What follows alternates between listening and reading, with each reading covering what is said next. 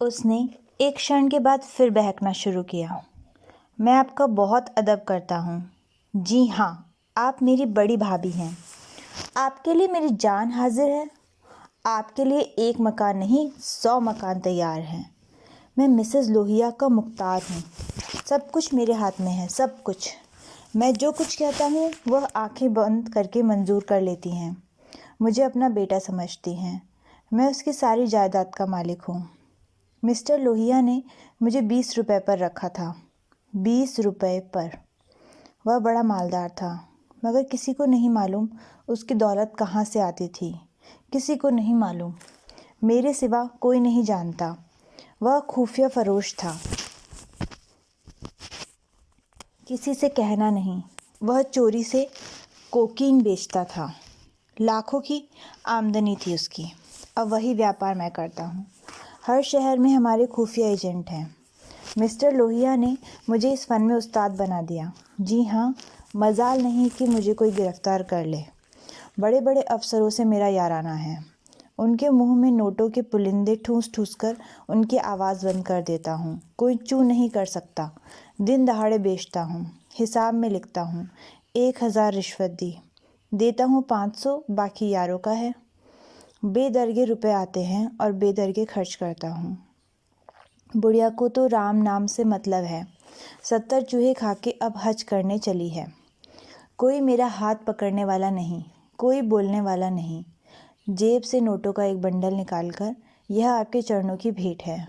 मुझे दुआ दीजिए कि इसी शान से ज़िंदगी कट जाए। जो आत्मा और सदाचार के उपासक हैं, उन्हें कबीर लाते मारता है। लक्ष्मी उनको पकड़ती है जो उसके लिए अपना दीन और ईमान सब कुछ छोड़ने को तैयार है। मुझे बुरा न कहिए, मैं कौन मालदार हूँ। जितने धनी हैं वे सब के सब लुटेरे हैं, पक्के लुटेरे, डाकू।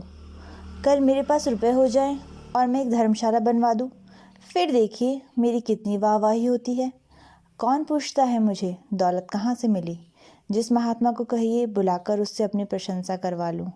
मिस्टर लोहिया को महात्माओं ने धर्म भूषण की उपाधि दी थी, इन स्वार्थी पेट के बंदरों ने। उस बुढ़े को जिससे बड़ा कुकर्मी संसार में ना होगा। यहाँ तो लूट है। एक वकील आध घंटा बहस करके 500 मार लेता है। एक जुआरी स्पेकुलेशन में एक एक दिन में लाखों का वारा न्यारा करता है। अगर उनकी आमदनी जायज़ है तो मेरी आमदनी भी जायज़ है। जी हाँ, जायज़ है। मेरी निगाह में बड़े से बड़े मालदार की भी कोई इज्जत नहीं।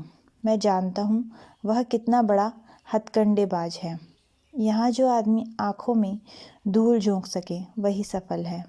गरीबों को लूटकर मालदार हो जाना समाज की पुरानी परिपाटी है। मैं भी वही करता हूँ जो दूसरे करते हैं। जीवन का उद्देश्य है ऐसा करना। खूब लूटूंगा, खूब ऐश करूँगा और बुढ़ापे में खूब खैरात करूँगा और एक दिन लीडर बन जाऊँगा। कहिए गिना दूँ यहाँ कितने लोग जुआ खेल खेल कर करोड़पति हो गए, कितने औरतों का बाजार लगाकर करोड़पति हो गए। सहसा उमानाथ ने आकर कहा, मिस्टर गुरुसेवक क्या कर रहे हो? चलो चाय पी लो, ठंडी हो रही है। गुरुसेवक ऐसा हड़बड़ा उठा मानो अपने सचेत रहने का प्रमाण देना चाहता हो, मगर पांव लड़खड़ाए और ज़मीन पर गिर पड़ा। फिर संभल कर उठा और झूमता झामता ठोकरे खाता बाहर चला गया। रूपकुमारी ने आज़ादी की सांस ली। यहाँ बैठे बैठे उसे हौल दिल सा हो गया रहा था। कमरे की हवा जैसे कुछ भारी हो गई थी।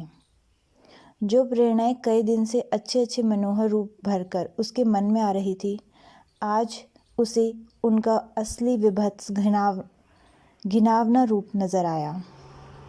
जिस त्याग, सादगी और साधुता के वातावरण में अब तक उसकी ज़िंदगी गुजरी थी, उसमें इस तरह के दांव पेच, छल कपट और पतित स्वार्थ का घुसना बिल्कुल ऐसा ही था जैसे किसी बाग में सांडों का एक झुंड घुस आए।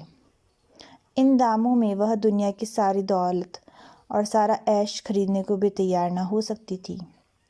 नहीं, अब रामदुलारी के भाग्य से अपने भाग्य का बदला न करेगी। वह अपने हाल में खुश है। रामदुलारी पर उसे दया आई जो भोग विलास की धुन और अमीर कहलाने के मोह में अपनी आत्मा का सर्वनाश कर रही है। मगर वह बेचारी भी क्या करें, और गुरु सेवक का भी क्या दोष है। जिस समाज में दौलत पुछती है, जहाँ मनुष्य का मोल उसके बैंक अकाउंट और टीम टाम से आंका जाता है, जहाँ पग पग पर प्रलोभनों का जाल बिछा हुआ है और समाज की कुव्यवस्था आदमी में ईर्ष्या, द्वेष, अपहरण और नीचता के भावों को उकसाती और उभारती रहती है, गुरु सेवक और राम दुलारे उस जाल में फंस जाएं, उस प्रवाह में बह जाएं, तो कोई अचरज नहीं। उसी वक्त उमानाथ ने आकर कहा, गुरु सेवक यहाँ बैठा बैठा क्या बक रहा था। मैंने तो उसे विदा कर दिया। जी डरता था कहीं पुलिस उसके पीछे न लगी हो, नहीं तो मैं भी गेहूं के साथ घुन की तरह पिस जाऊं।